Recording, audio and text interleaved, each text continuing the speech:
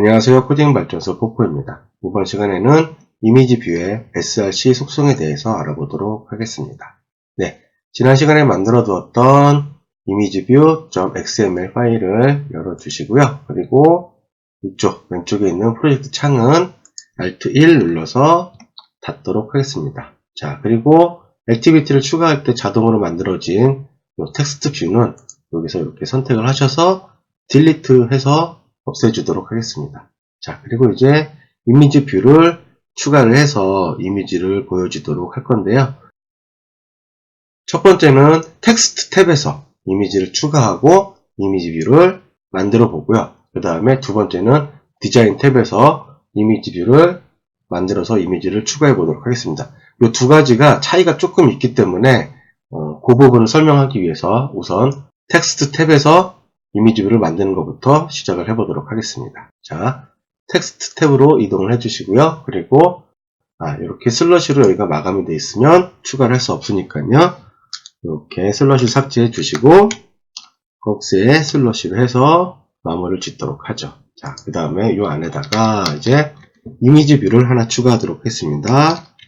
이미지 뷰. 네, 그리고 위드는 랩 컨텐츠, 하이트도 랩 컨텐츠. 네, 이렇게 해주시고요. 그 다음에 이제 이 이미지 뷰에다가 이미지를 불러와서 집어넣어 줘야 되는데요. 그 이미지를 불러와서 집어넣는 속성은 src 속성입니다. 자, 그래서 탭하고 들어갈 이미지를 선택을 해주시면 되죠.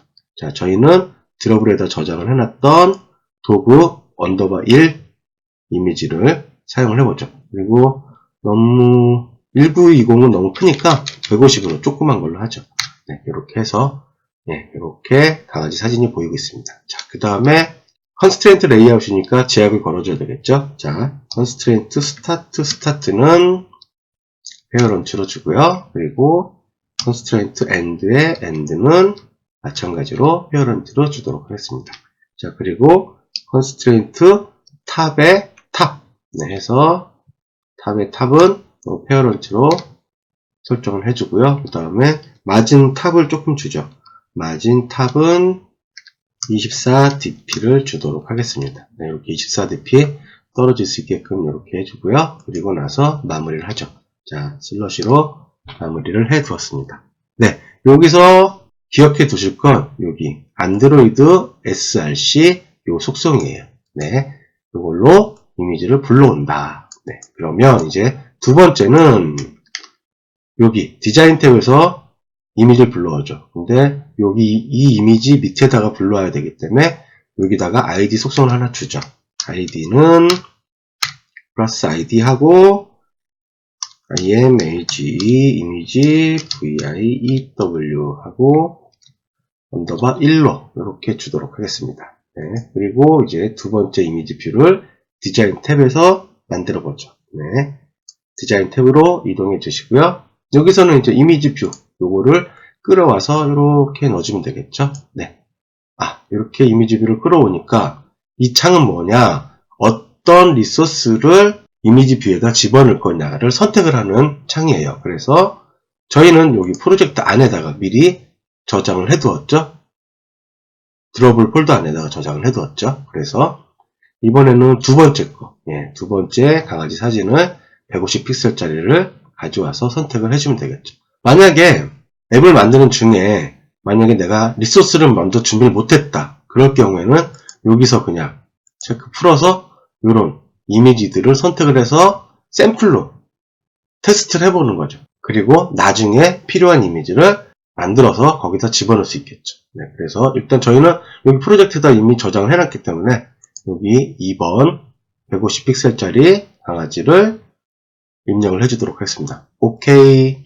네, 하면 이렇게 강아지 이미지가 들어갔고요. 그 다음에 컨스트레인트는 이렇게 스타트, 엔드, 그리고 탑을 여기 이미지 뷰 언더바 1에다가 이렇게 주고 마진 탑을 32 정도 띄워주도록 하겠습니다.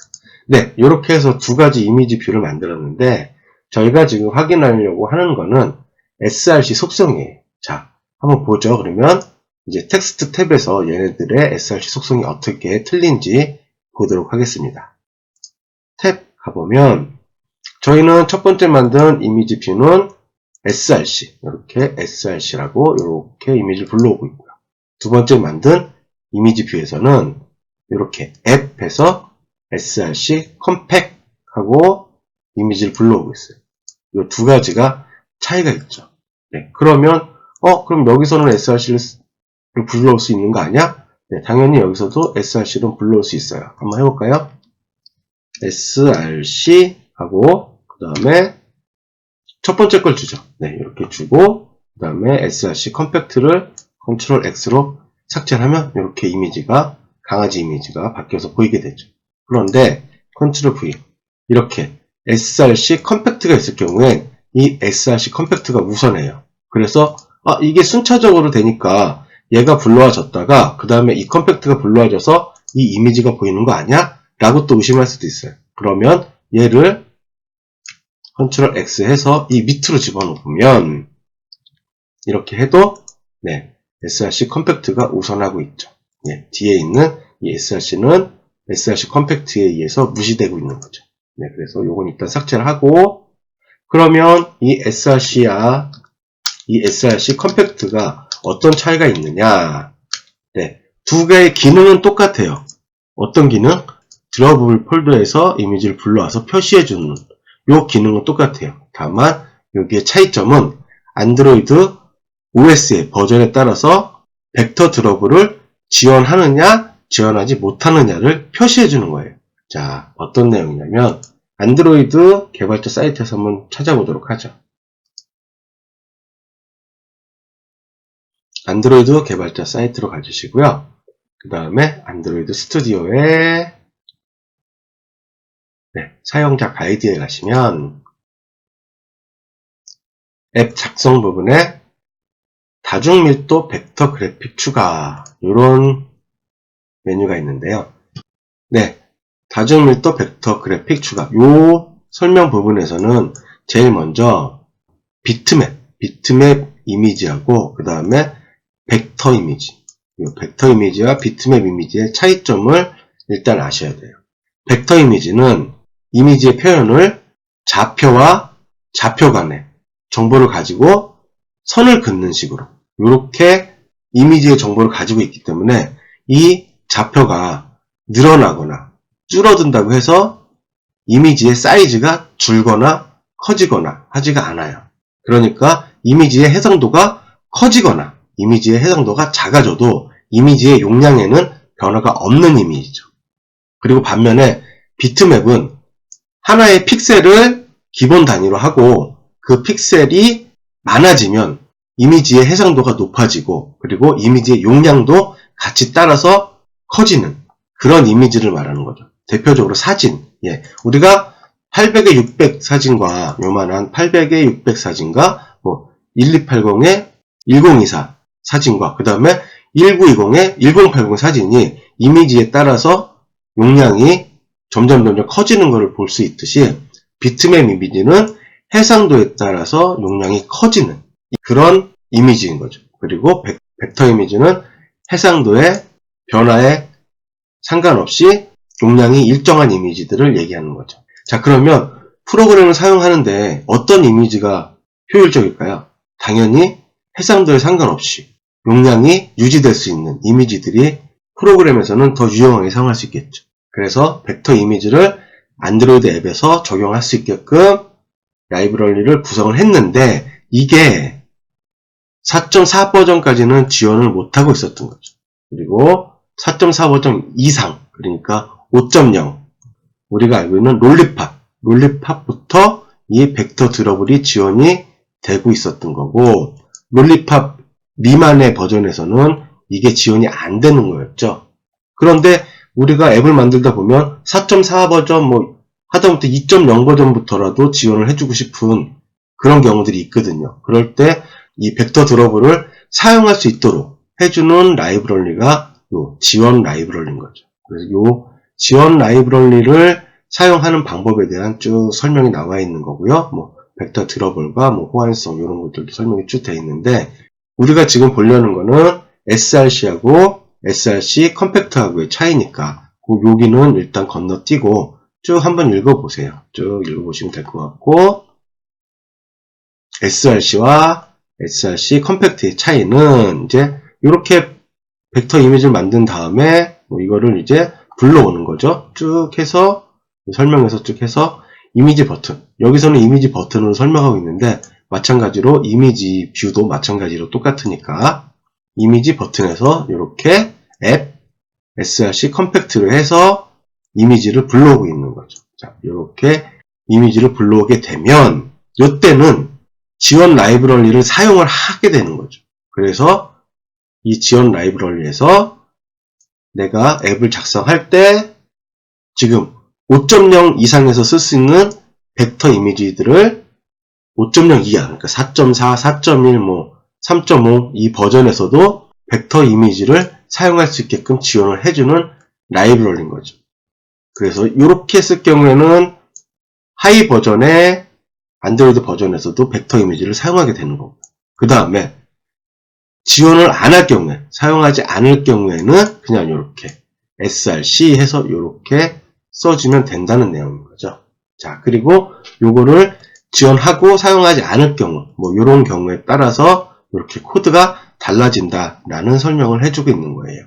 5.0 이하의 버전에서도 벡터 드러브를 지원을 해주고 싶다. 그럴 경우에는 src 컴팩트를 이렇게 사용을 하게 되는 거죠. 근데 지금 안드로이드 X로 바뀌면서 기본으로 src 컴팩트를 사용하게끔 그렇게 바뀐 것 같아요. 여기서는 이런 차이만 나타내주고 있는데 실제적으로 안드로이드 스튜디오에서는 자 한번 보죠. 안드로이드 스튜디오 가서 자 보시면 여기 디자인 탭에 가서 보시면 이렇게 이 이미지 뷰를 클릭하고 여기에 속성을 봤을 때 쭉 내려보면 이렇게 src 컴팩트라고 이렇게 표시가 되고 있어요.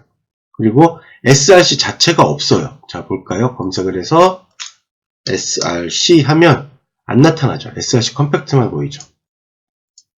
그리고 얘는 당연히 src 컴팩트에 이렇게 들어볼 정보가 입력이 되어 있는 거죠. 그러니까 이걸 어떤 걸 써야 될지 저도 판단이 잘 안 서요. 왜냐면 이게 여지껏 계속 그냥 src로 써왔는데 갑자기 이렇게 src 컴팩트만 딱 보이고 src 자체가 안 보여지다 보니까 이걸 어떤 걸 써야 될지, 그리고 설명은 이렇게 나와 있지만 굳이 5.0의 버전은 지원을 내가 안 하겠다 했을 때 이거를 src 컴팩트로 써야 되는지 src로 써야 되는지 이 부분에 대한 명확한 답을 찾지는 못했어요, 사실. 그래서 그냥 유추를 해보면 지금 스튜디오 자체에서 이렇게 src 컴팩트로 나온다는 건 이렇게 쓰라는 거를 권장을 하고 있는 게 아닌가라고 싶은 거죠. 그래서 이미지 뷰나 이미지 버튼을 쓸 때는 이제 src 컴팩트로 쓰는 게 좋지 않을까, 그냥 그런 생각이 들어서 이 부분에 대해서 잠깐 설명을 해봤습니다. 이렇게 이 이미지 뷰처럼 src를 쓰셔도 되고 src 컴팩트로 쓰셔도 되는데 두 개의 차이점, 9버전의 벡터 이미지를 지원을 해줄 것이냐 지원을 안 해줄 거냐의 차이라는 거, 그 정도만 기억을 해두시면 될 것 같습니다.